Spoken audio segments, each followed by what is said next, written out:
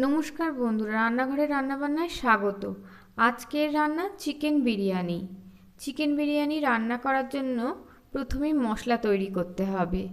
এর জন্য লাগছে জয়িত্রী, গোলমরিচ, জায়ফল, দালচিনি, সাজিরা, সামরিচ, ছোটো এলাচ, লবঙ্গ। এগুলো একটুখানি রোস্টেড করে নিতে হবে। শুকনো খোলায় আমরা এটাকে ভেজে নিচ্ছি। ভেজে নিলে একটুখানি ঠান্ডা করলে খুব সুন্দর মচমচে হয়ে যায় এবং তারপর এটাকে গুঁড়িয়ে নিতে হবে। গুঁড়িয়ে নিয়ে এইরকম একটা মশলা তৈরি হয়ে যাবে, এটাই বিরিয়ানির মশলা। এবার কড়াতে সাদা তেল 3 থেকে 4 চামচ নিয়ে এতে দুটো টুকরো করে রাখা পেঁয়াজ আমরা ভেজে নেব। এটা বেশ লাল লাল করেই ভাজতে হবে, এটা বিরিয়ানির বেরেস্তা তৈরি হবে।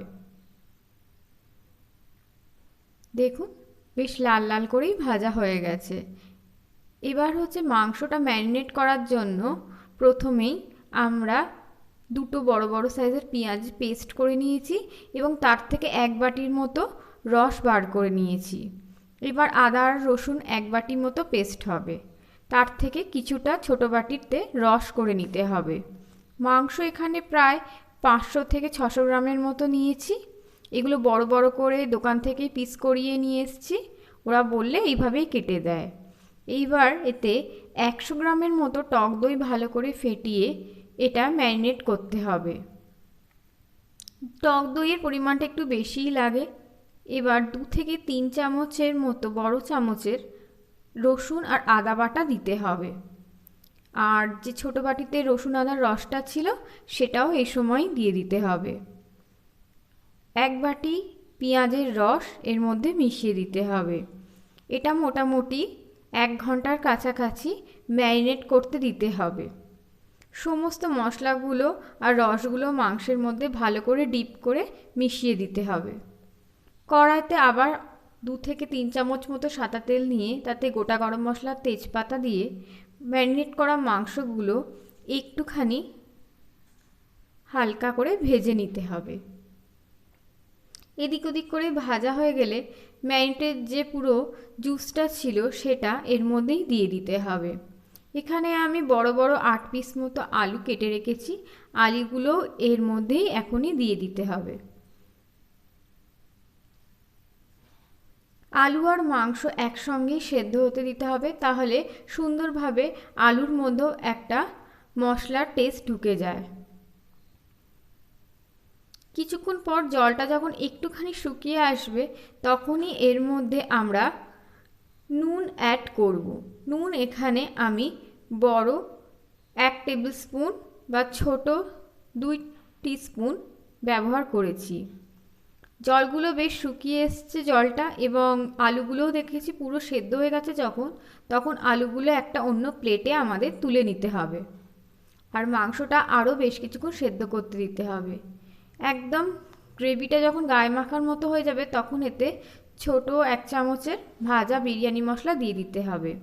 ইয়াকনি বানানোর জন্য 1 চামচ ঘি একটুখানি গরম করে তাতে 1 টিস্পুন থেকে 1.5 টিস্পুন মতো আমরা হলুদ গুঁড়ো দিয়ে দেব, দিয়ে এটাকে ভালো করে ভেজে নেব। আর এটা ন্যাচারাল একটা রং তৈরি করা হবে বিরিয়ানি, তার জন্য 1 চামচ সাদা তেলে একটুখানি গুঁড়ো হলুদ আবার দিয়ে ভেজে এতে 3 থেকে 4 চামচের মতো লিকুইড মিল্ক আমরা অ্যাড করব। এইখানে বিরিয়ানির ভাতের জন্য আমি 600 গ্রাম মতো বাসমতি চাল নিয়েছি। হাঁড়িতে জল গরম করতে দিয়েছি এবং তাতে 1 চামচ নুন, গোটা গরম মশলা, তেজপাতা এগুলো সমস্তই দিতে হবে, তাহলে খুব সুন্দর চালের মধ্যে ফ্লেভার আসবে।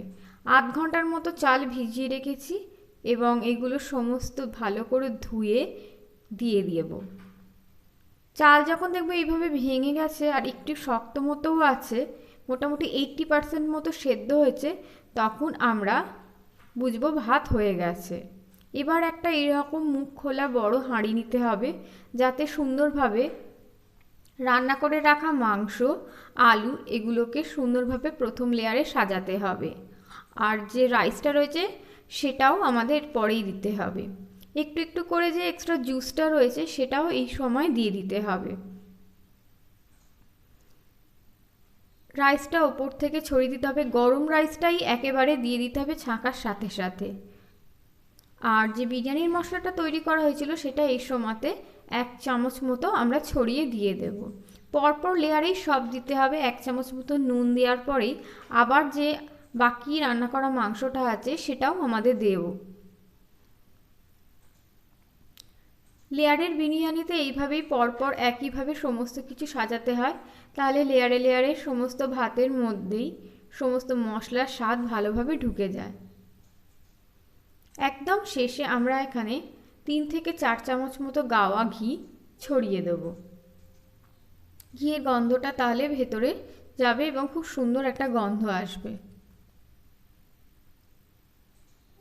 ইয়াকনি যেটা বানানো হয়েছিল এখন সেটা আমরা ব্যবহার করছি। এখানে 3 থেকে 4 চামচ ইয়াকনি দিয়ে দেওয়ার পরেই যে ন্যাচারাল ফুড কালারটা তৈরি করা ছিল দুধ আর হলুদ দিয়ে, সেটা এবার দিয়ে দেব। এরকম সাইড সাইড থেকে ছড়িয়ে দিলে খুব সুন্দর একটা বিরিয়ানির রং তৈরি হবে লেয়ারে লেয়ারে। আপনারা ভাবতেও পারবেন না কি সুন্দর ন্যাচারালভাবে এই রংটা হয়। এবার আমি বেরেস্তাটা ওপর থেকে ছড়িয়ে দিচ্ছি।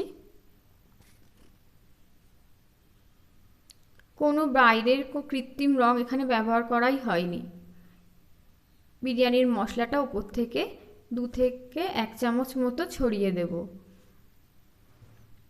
আবার স্বাদ মতো নুন ওপর থেকে ছড়িয়ে দিতে হবে। নুনটা আপনারা আপনাদের স্বাদ মতো দেবেন, যাতে সমস্ত ভাত তাতের মধ্যে মাংসের মধ্যে নুনটা ভালোভাবে মিশে যায়। এখানে আমি অল্প একদম দুধের মধ্যে 1 চামচ মতো কেওড়ার জল মিশিয়ে নেব। কেওড়া জলটা দুধের সাথে মিশালে এর এসেন্সটা খুব সুন্দর ব্যালেন্স হয়।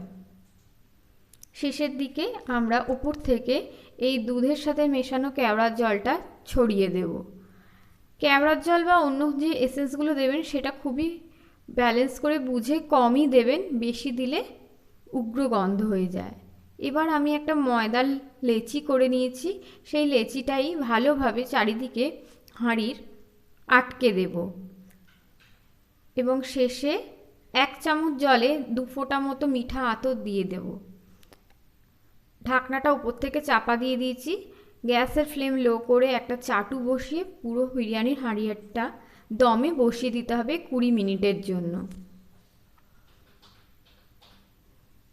ব্যাস 20 মিনিট হয়ে গেছে। এবার দেখুন কি হাঁড়ির ঢাকনাটা শক্ত হয়ে দমে আটকে গেছে ভেপারে। এবার আস্তে আস্তে ঢাকনাটা খুলে নিতে হবে এবং সাইড থেকে যে ময়দাটা রয়েছে সেটা আটকে গেছে সেটা ভালোভাবে পরিষ্কার করে নিতে হবে এইভাবে খুলে খুলে। বিরিয়ানির কালারটা এত অপূর্ব হয়েছে আর গন্ধ বেরোচ্ছে কি বলবো আপনাদের। বিরিয়ানি যখন প্লেটিং করবেন তখন এক সাইড থেকে আস্তে আস্তে প্লেটিং করবেন, তাহলে বিরিয়ানি খুব সুন্দরভাবে লেয়ারে লেয়ারে কালারটাও আসবে। দেখুন কি ঝরঝরে হয়েছে।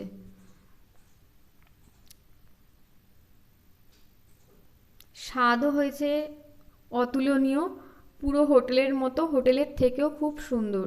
এইভাবে আপনারাও ঘরেতে বানাবেন। খুবই সহজ পদ্ধতিতে এই বিরিয়ানিটি দেখানো হলো। আপনাদের বন্ধুরা কেমন লাগলো? ভালো লাগলে অবশ্যই আমাদের লাইক আর চ্যানেলটা সাবস্ক্রাইব করবে। আজ তবে আসি, আবার একদিন অন্য রান্না নিয়ে চলে আসব। নমস্কার।